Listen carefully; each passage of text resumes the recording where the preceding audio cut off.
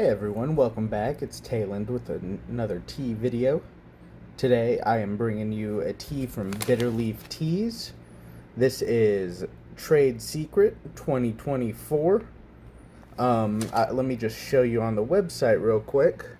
I have kind of held off doing more Bitterleaf just because they haven't been shipping to the U.S., but as of now, according to this banner at the bottom of the screen, they are now shipping in the U.S. again, and they are running free shipping on orders over $99. So there you go. If you're U.S. based, Bitterleaf Tea is shipping again.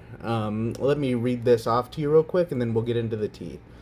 A tea worth of celebration. This blend bucks our usual MO of offering transparent information in terms of tea sourcing, region, provenance, and all that good stuff, while it tends to be better for educating and celebrating tastes across Yunan's varied terroir.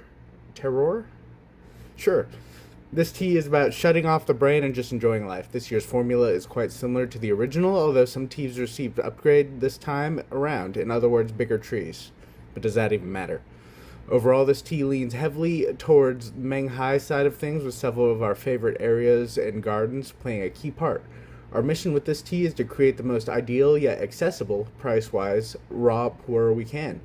This requires a good base material to carry it, followed up with teas that we feel offer an interesting fragrance and pleasant experience. Having enjoyed multiple sessions with this tea in the weeks prior to releasing it, we feel it's mission accomplished. This is going for about 16 cents a gram, so very, very good price, very cheap as far as price point. As you can see here, 25 grams is $4.50. Unfortunately, it is all out of stock, but from the sound of it, they do this every year. 200 grams, so a whole cake, 32 bucks, and 1 kilo or a tong, so that's 5 200-gram cakes, is 140. So if you do end up getting a hold of this and liking this, it's a crazy price, easy daily drinker, weekly, yearly, like drink it all day, every day for years to come, right? It's super cheap.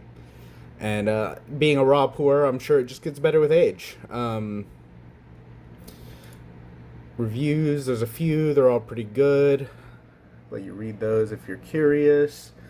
But we'll get right into the bag. I've had this sitting around for a bit, but I haven't cracked the seal on it.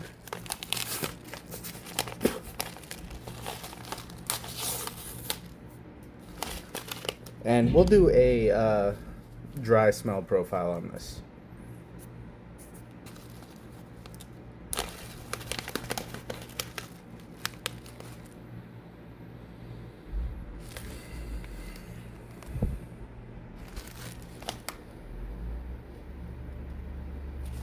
Smells very nice. It's very floral. It's bright, a little bit fruity, kind of like hay or straw, and grassy. I think instead of just saying like vegetal, I'd say like hay, grassy. It's like, I don't know, when you smell a Sheng Puer, like the definition of Sheng Puer, like it's very, very much that.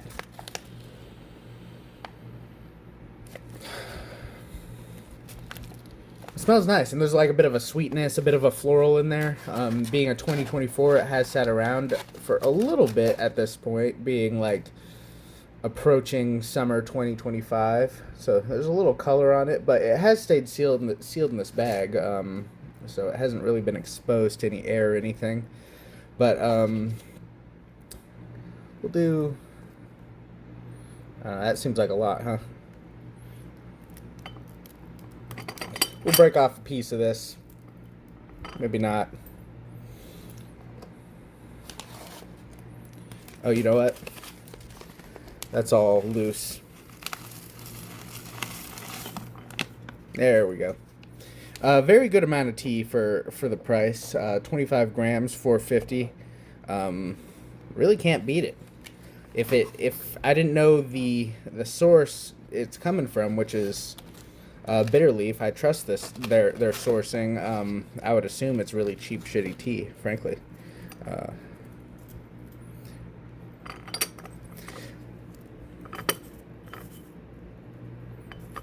Yeah, it should be enough. All the loose bits we'll save these compressed bits for another time. But today we will be brewing at, I don't know, 200 Fahrenheit. I think that'll be a good starting place for this tea.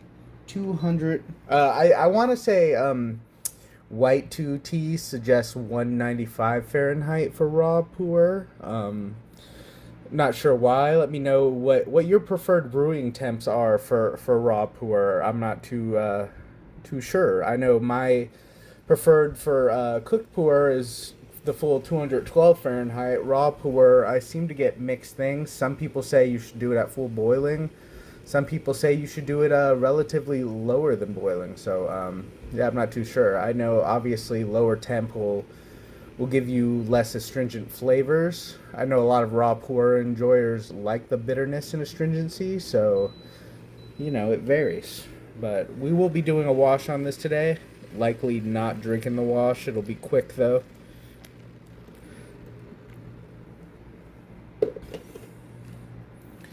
Just because this tea does look a little dark and dusty.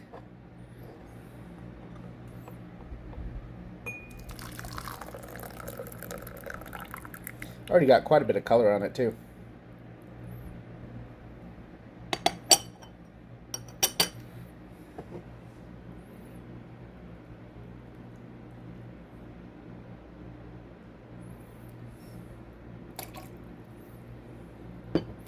Alright, let's get a wet leaf smell profile on there.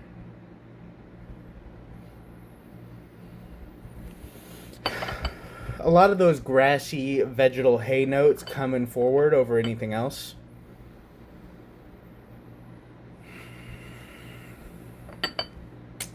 Definitely very, you know, just very classic raw pour. Nothing crazy going on here, which nothing wrong with that, especially 450. It's a raw pour. That's what we're looking for. Maybe it'll age well. Who knows? I wish I did get a full cake. Unfortunately, when I bought this, all that was left was samples, if I recall correctly. But there's the wash for you. I'm going to do that first steep now. Once again, 200 Fahrenheit.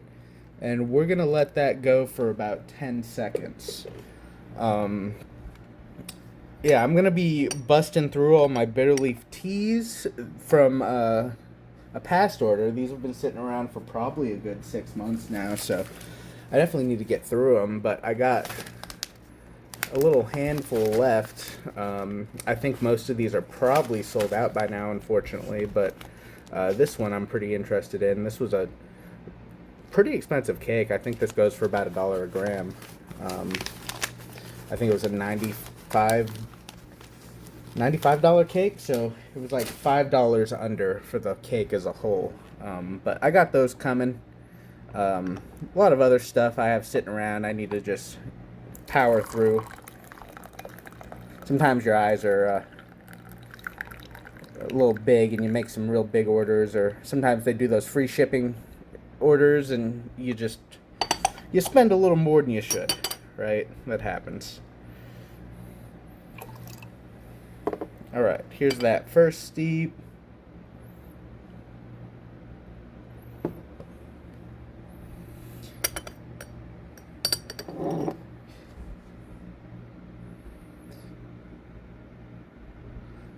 We got a little cloudiness, but not too bad. A little bit of dust hanging out down there. But overall, looks good. Nice deep orange color. Few specks. Let's do another wet smell profile on these. See if it's changed.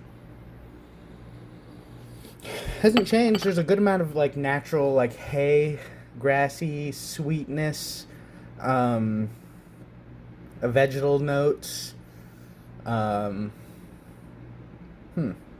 bit of like an astringent minerality going on in there, in the smell. Yeah, very reminiscent of just a normal Shang, nothing crazy. But it does smell nice, you know. Normal Shang isn't bad. Normal Shang is a good Shang, right? Alright, we're going to taste that first steep real quick. Mm.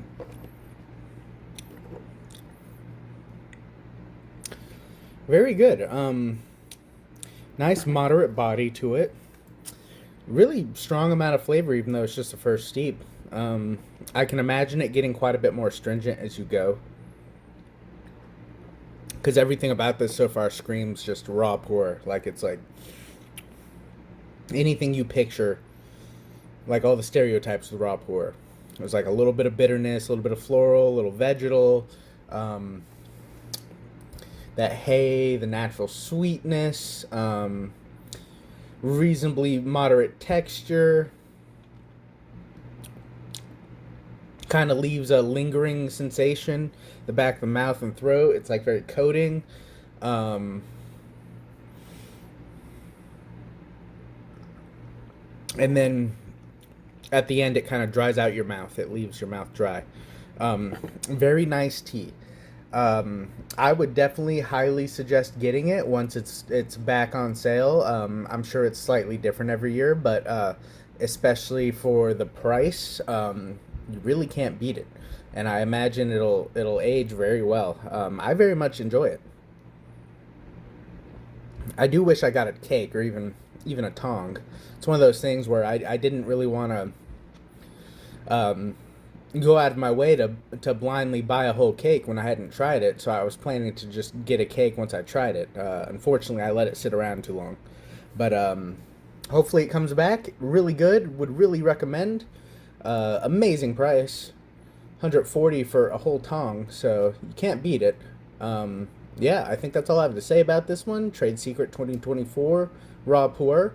I'll leave a link below. Not that you can get it anyway, but yeah, leave a like if you enjoyed it. Subscribe for more tea content. Subscribe. Let me know what else you want to see. All right, see ya.